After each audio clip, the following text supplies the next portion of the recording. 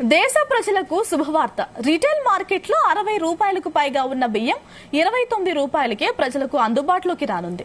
దీనిని వచ్చే వారం నుంచి రిటైల్ మార్కెట్లో విక్రయించనున్నారు. భారత్ రైస్ బ్రాండ్ తో ఈ బియ్యాన్ని అమ్ముతారని ఆహార మంత్రిత్వ శాఖ ప్రకటించింది. బహిరంగ మార్కెట్లో భారీగా పెరిగిన బియ్యం ధరలను అదుపు చేసేందుకు కేంద్రం ప్రభుత్వం ఈ నిర్ణయం తీసుకుంది.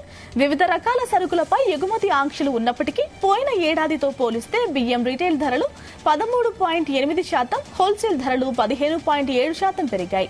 ఈ నేపథ్యంలో సబ్సిడీలో భారత్ రైస్ ను వచ్చే వారం నుంచి రీటైల్ మార్కెట్లో అందుబాటులోకి తేబోతుంది కేంద్ర ఆహార మంత్రిత్వ శాఖ.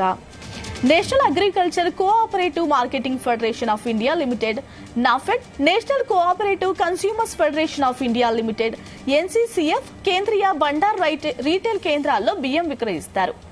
ఆన్లైన్లోనూ ఈ కామర్స్ పోర్టల్స్ ద్వారా భారత్ రైస్ కొనుగోలు చేసుకోవచ్చు.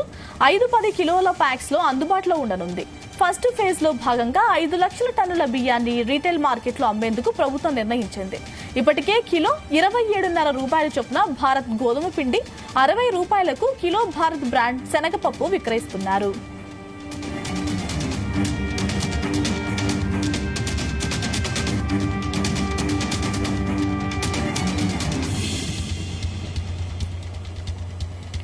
బియ్యం ఎగుమతులపై ఆంక్షలు ఎత్తేసే ఆలోచనలో కేంద్ర ప్రభుత్వం ఉందన్న వార్తలను కేంద్ర ఆహార మంత్రిత్వ శాఖ ఖండించింది. అన్ని రాష్ట్రాలు, కేంద్రపాలిత ప్రాంతాల్లోని రీటైలర్స్, హోల్సేలర్స్, ప్రాసెసర్స్, మిల్లర్లు తమ వద్ద ఉన్న ఆహార ధాన్యాల స్టాక్స్ ప్రకటించాలని కోరింది. అన్ని బియ్యం కేటగిరీల stock position, broken rice, non basmati rice, parboiled rice, basmati బియ్యం నిల్వ వివరాలను ప్రతి వారం ఆహార, ప్రజా పంపిణీ శాఖ పోర్టల్స్ లో ప్రకటించాల్సి ఉంటుంది.